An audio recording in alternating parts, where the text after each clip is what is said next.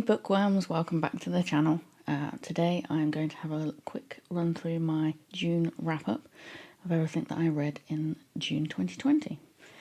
This is a little bit belated because the first time that I filmed the video I had a few technical issues. The sound was really fried out and I managed to cut off the top of my head and most of the books when I was holding them up. So we live and learn.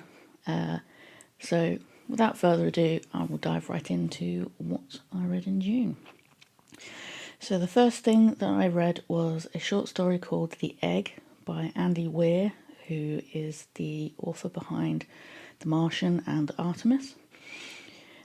This was a very short story looking at the it was a very philosophical sci-fi looking at the idea of life after death. And if I say anything more than that, I think it would be spoilered for anybody who does want to read it. It is free online, so if you search for it on Goodreads, there's a link there, or I'll pop it in the description below so you can have a quick read. I thought this was a fairly good little short story. It's not something like the central idea isn't something that I've seen done before. So hats off to Andy Weir, I suppose. So yeah, that was The Egg. Next thing I read was Beyond the Gender Binary by Alok Vaid-Menon. I talked about this in my haul video for June, so if you want to know a little bit more about it, I suggest you have a quick scan back on that video. It's very short. I believe I mentioned it that it's quite short in the haul video, but I definitely would recommend this as a little educational thing if you don't know much about non-binary people, basically. Next up, another one that we've seen before, which is Donut the Destroyer by Sarah Graley. Now, you saw this arriving and being unwrapped from the post in May's wrap-up, and I talked about it in the June haul video as well. So again, if you want to have a bit more of a intro into this little graphic novel, I suggest popping back there. I have read it now. It's definitely a solid 4-star for me. The art is very bright and lovely, and Donut as a character is brilliant. They make new friends at school, at Hero School, and their parents help out with some of their heroic deeds, despite the fact that the parents are supervillains. It's a very lovely little book. I definitely recommend this or anything else by Sarah, basically. The next thing that I read was on my June TBR, my mini TBR that I mentioned at the end of May, which is The Gods of Jade and Shadow. I did finally finish it. I thought it was great. Again, I gave this a 4-star. The only thing that stopped it from getting a 5-star for me was sometimes the pacing was a bit slow, and it is a historical fantasy setting, so it's set in 1920s Mexico, and I'm not that fussed about sort of historical settings, so the 1920s part, I guess it kind of added to the story of their quests across Mexico and parts of California, actually. This is a great little fantasy book where there's a young lady who accidentally wakes up a Mayan god of death, and she has to help him to recover his full powers and then recover his throne. There's a little tiny bit of a romance in at the end, and it's a bit of a tearjerker, but otherwise it's very much a quest, finding oneself sort of thing. But I definitely recommend this. The next thing I read after that was The Silent Patient by Michaelides. I read this for a book club over on Facebook, and then completely forgot to join in the discussion because I completely forgot what day it was.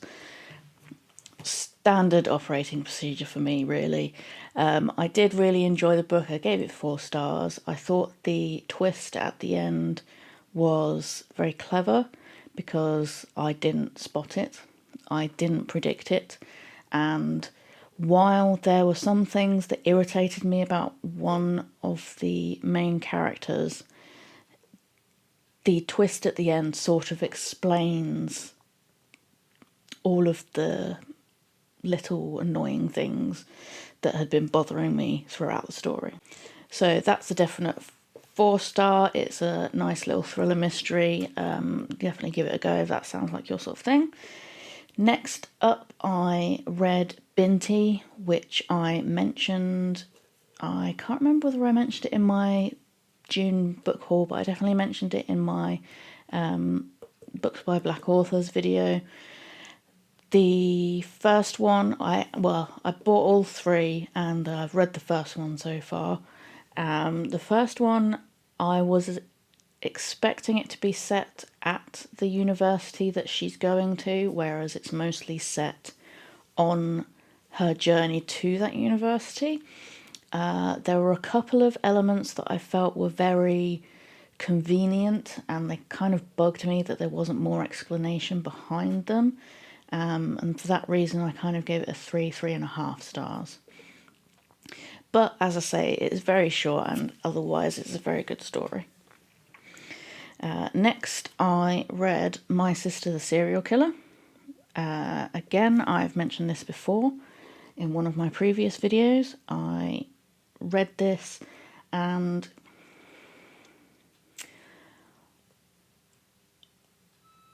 with this book, I really wanted the main character, Graley, to stick up for herself more. That really bugged me because she's basically taken advantage of by everyone, and she's put down by everyone, and she's bad-mouthed by everyone, including her sister, who she literally cleans up dead bodies for. So I really, really wanted her to sort of stick up for herself a bit more. She doesn't, which really bothered me right at the end. Maybe one day in her future she will wake up and snap out of it and slap some of these idiots who are being so rude to her straight to her face. But until that day, she's just going to run around cleaning up dead bodies after her sister. Ignoring that, I would definitely recommend the book. I gave it, I think, 3.5 again stars, purely because Graley not sticking up for herself really bothered me. But it's really well written. It's set in Nigeria. There are some bits of Yoruba language in there. They don't really interrupt the story, but there's also no explanation of what they mean directly. You sort of have to guess from the rest of the dialogue what's going on. The characters are, the characterization work is very good, the world building is very good, and the prose itself is very nice, well written, very readable. So that is My Sister the Serial Killer. After that, I read The Armoured Saint, which, if you remember from my TBR recommendations video, that was the 4th extra book that I was recommended.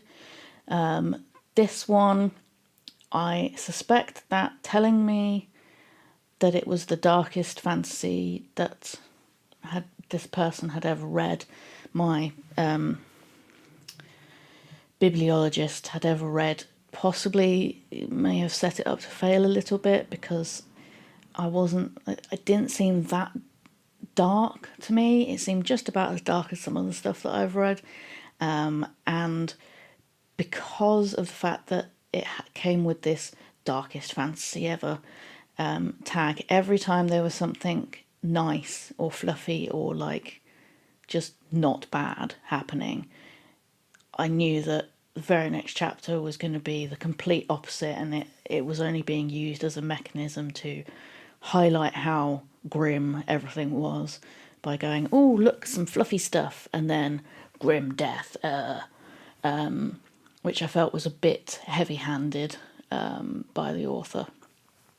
So I gave it 3 stars. I don't know whether I'll read the rest of the series or not, but they're quite short, so I guess it depends on my feeling. I've got plenty of other things on my TBR to get through first. And then the last book of June, just squeaking in, was Mexican Gothic by Silvia Moreno-Garcia, who is the same person who wrote Gods of Jade and Shadow. Mexican Gothic is her brand new Gothic horror, funnily enough. This, for me, was... I don't know whether I'm built to enjoy the Gothic genre, is what I can say. The book itself was great. The story is great. The characters are brilliant. It's very atmospheric. It's very Gothic horror. It's very mysterious. However, the thing that bugged me is the slow pacing, which seems to be a staple for Gothic horror, because other Gothics that I've read before have also all been very slow and creepy. And to me, I was just sort of...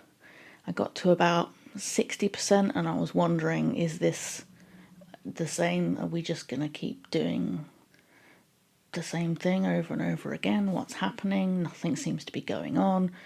And then from 60% to the end, it sort of ramped it up and was then very kind of not fast-paced, but sort of a lot faster paced than the first 2/3 of the book. And then the sort of conclusion and the ending is what made me give it a good 4 stars, because again, it was something that I haven't seen anybody else do before.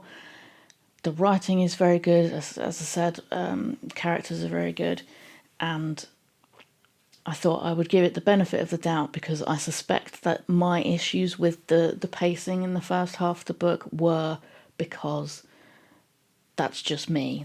I'm just not that fussed about slow and creepy. You can establish slow and creepy to me very quickly, and then start moving on.